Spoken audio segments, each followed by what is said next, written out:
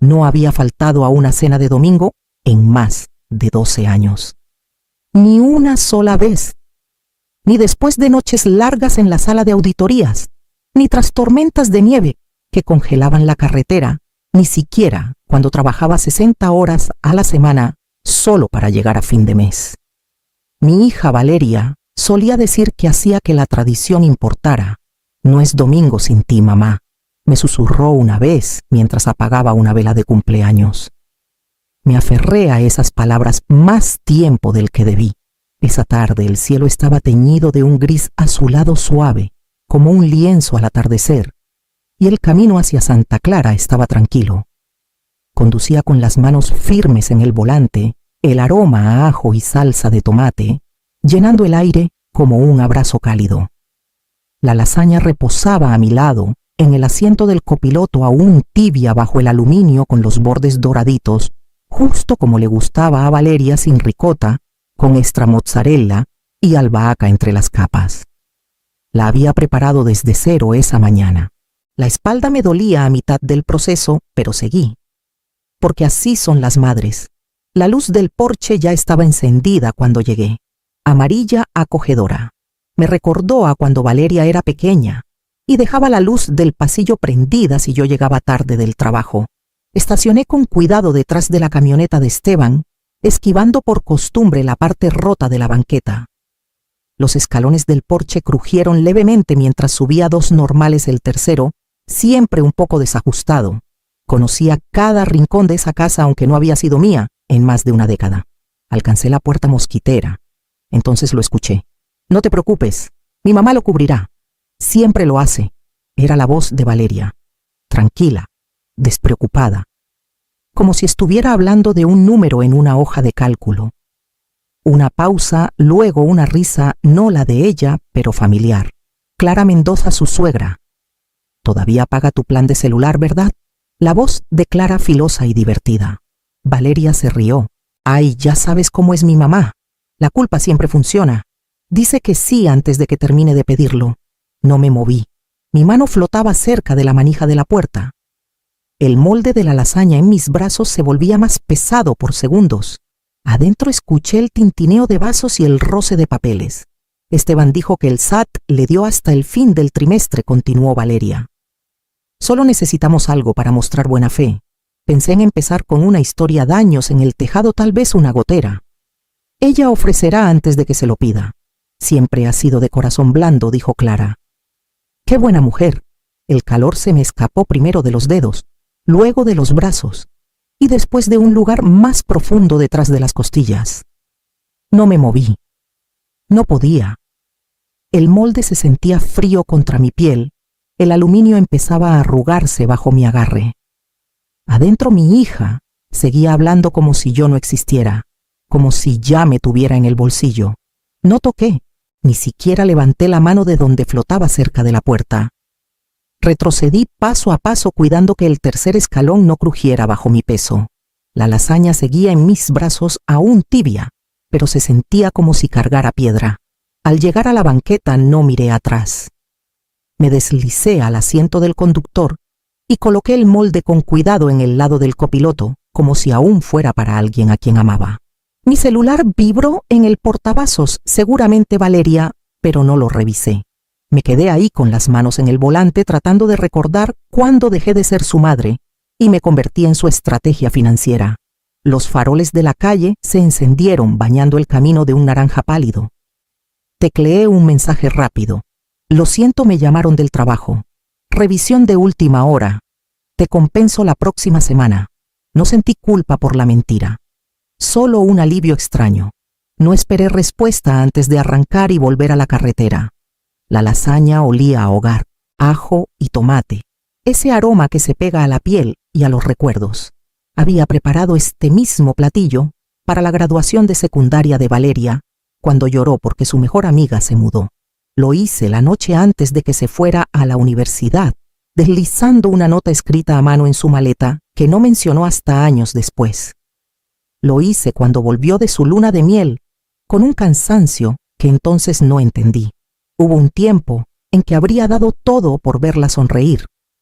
Y lo hice, Vendí las joyas de mi boda, pulseras de oro de mi abuela, los aretes que me dio Rafael el año que compramos nuestra primera casa, para que no tuviera deudas al graduarse.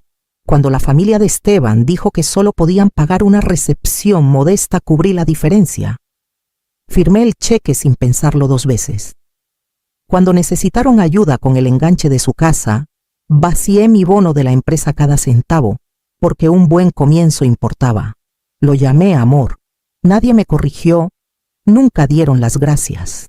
Pero pensé que estaba bien. No crías a una hija por los agradecimientos. Lo haces porque crees en quién se está convirtiendo. Tomé una curva lenta hacia mi calle, las filas de casas adosadas alzándose como sombras a ambos lados. Las luces de mi departamento estaban apagadas. Las dejé así. Estacioné, tomé mis llaves y dejé la lasaña atrás. Adentro me quedé en la oscuridad un largo rato con el abrigo puesto, los zapatos aún húmedos del pavimento. No lloré. Solo me quedé ahí sosteniendo todo lo que me habían quitado y dándome cuenta de cuánto tiempo llevaba regalándolo. En algún momento abrí el refrigerador no por hambre sino por hacer algo. El silencio pesaba. Me recargué en la barra con los brazos cruzados y susurré en la penumbra. ¿Cuándo se volvió mi amor su derecho? No lloré. Eso me sorprendió. Me fui a la cama con las luces apagadas y la lasaña aún en el auto. Mis manos estaban frías, los hombros me dolían, pero no había lágrimas. Solo el zumbido quedó de la claridad, como si algo por fin hubiera encajado. Me quedé mirando el techo, las sombras del farol trazando líneas familiares en las paredes, y pensé no en traición, ni siquiera en dolor, sino en acceso. Al amanecer tenía la laptop abierta. Entré a todas mis cuentas, cheques, ahorros, retiro, inversiones. El nombre de Valeria seguía ahí escondido en los formularios de contactos de emergencia, beneficiarios secundarios, casillas marcadas por confianza, no por precaución. Las desmarqué todas. Moví cada centavo a bancos nuevos. Abrí cuentas frescas con contraseñas largas y olvidadizas. Activé la autenticación de 2 factores. Cambié las respuestas a las preguntas de seguridad que no había actualizado desde antes de que Valeria terminara la secundaria. Llamé a mi compañía de tarjetas, mi banco, mi aseguradora uno por uno y puse alertas de fraude en todo lo que poseía. Eliminé la carpeta compartida de Dropbox, donde alguna vez subí nuestro presupuesto familiar, la hoja de contactos de emergencia, las contraseñas de las cuentas conjuntas de Netflix y Costco. La borré de mi mundo digital no por enojo, sino porque por primera vez entendí lo peligroso que había sido mi confianza. Esa tarde estaba frente a la oficina de Marcela Torres. Ella tecleaba con los lentes bajos en la nariz, su saco tan impecable como siempre. ¿Tienes 5 minutos?, pregunté. Levantó la vista y me hizo señas para que entrara sin decir palabra. Cerré la puerta y me senté. Mi voz salió firme, ensayada. No es legal aún, dije. Es personal. Pero podría volverse ambas cosas. Marcela dejó de teclear. Giró su silla hacia mí con los brazos cruzados. Le conté todo. La conversación en el porche, el dinero que había dado a lo largo de los años, la lasaña que nunca entregué. Su rostro no se inmutó. Solo sus dedos se movieron apretándose más bajo sus codos. Cuando terminé, asintió una vez. Siempre has sido más lista de lo que dejas ver. No respondí. Hay una vacante en Guadalajara, dijo. Coordinadora financiera regional. Mismo trabajo, mejor sueldo. Sin códigos postales compartidos. Parpadeé. Continuó. El equipo es sólido.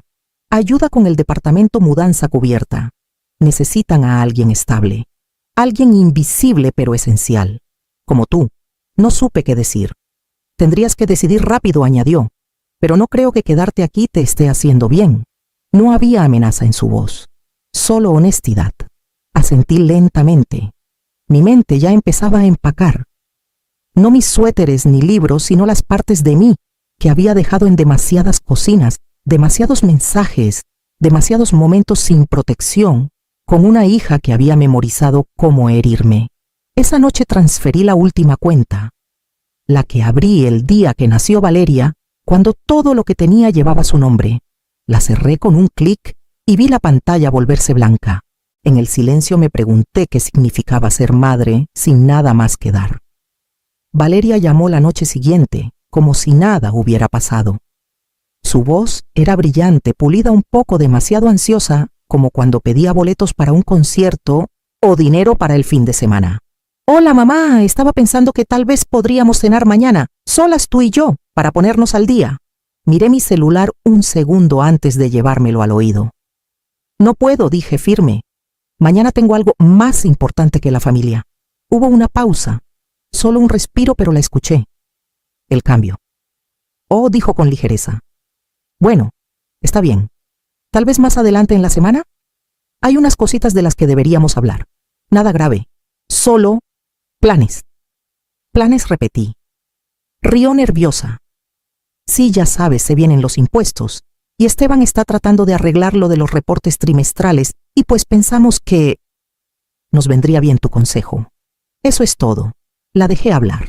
Escuché la duda ensayada, la forma suave en que envolvía las peticiones en tonos casuales. Cómo nunca decía la palabra ayuda. Siempre estaba implícita, siempre suavizada. No suavicé mi respuesta. «Dijiste que me derretiría cuando lloraras», dije sin emoción. «Pruébame». Hubo silencio en la línea. No de sorpresa.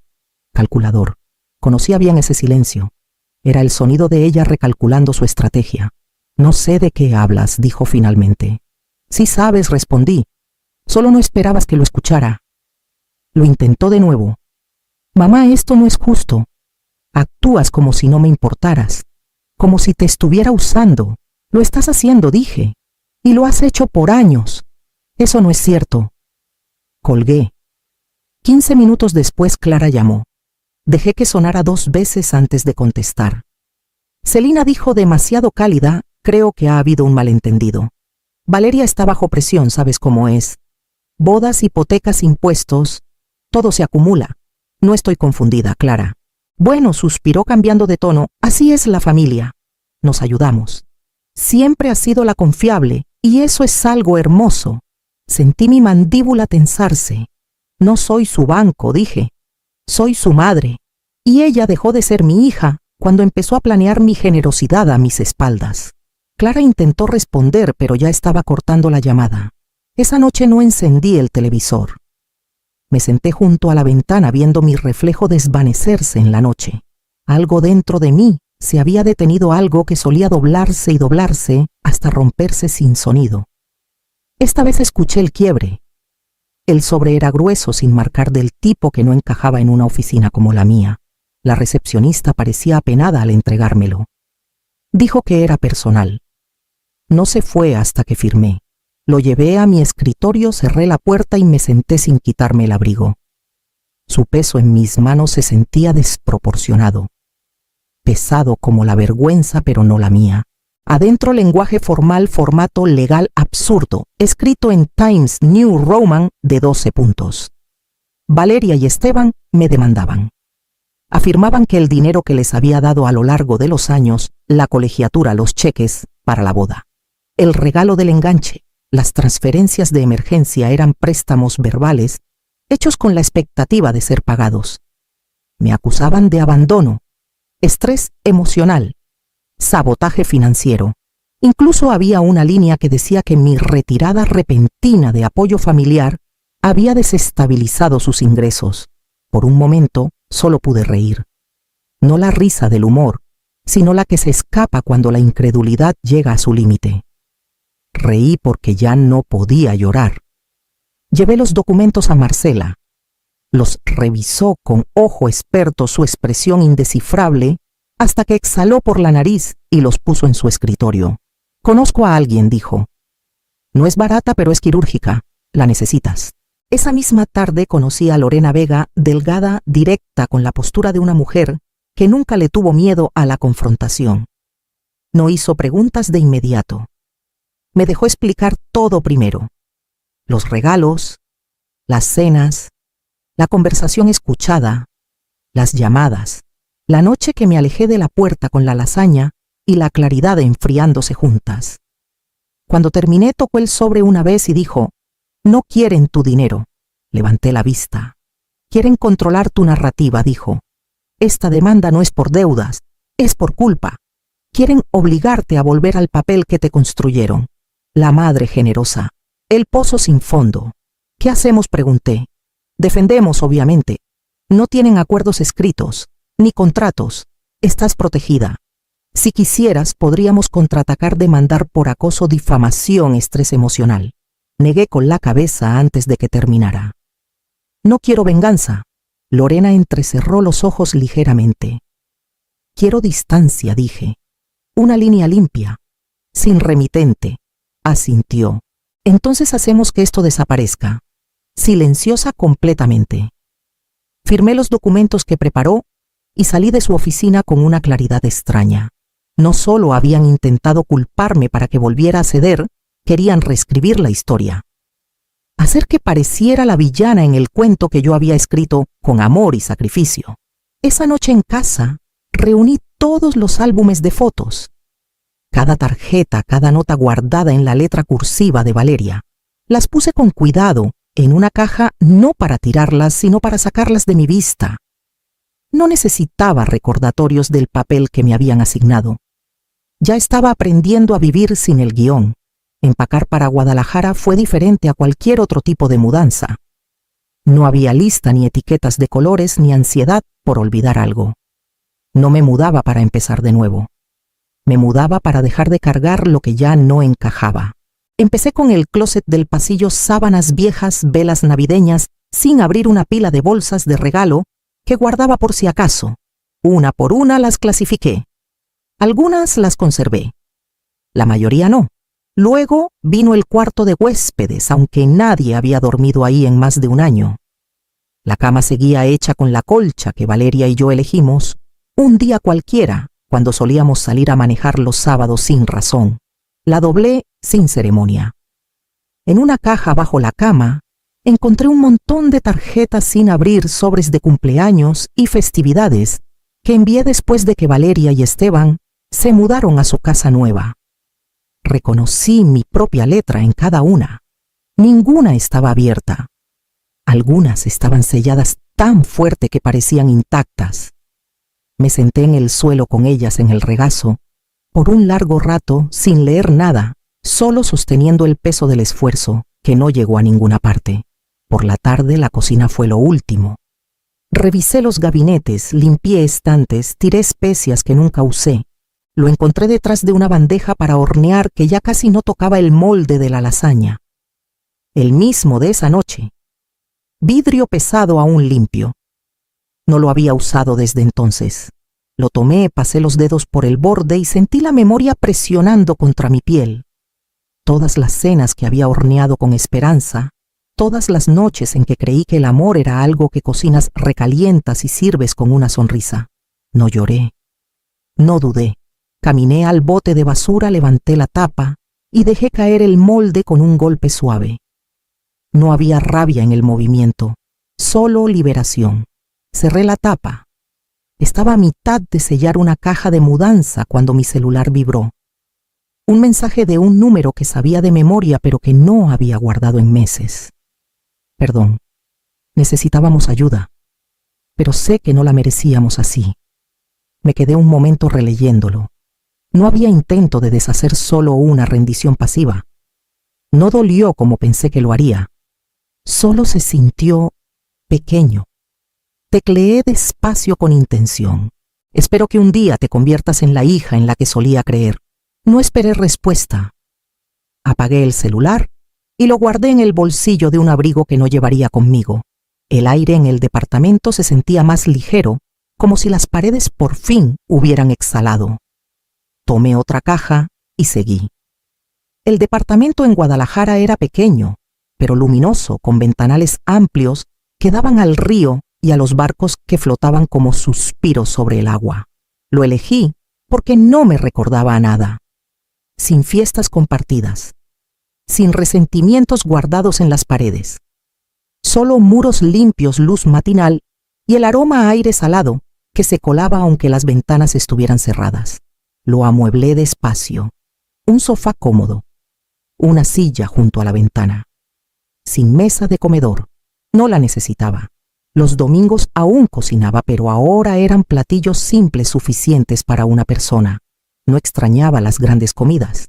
Extrañaba el significado que les daba, pero incluso eso se desvanecía.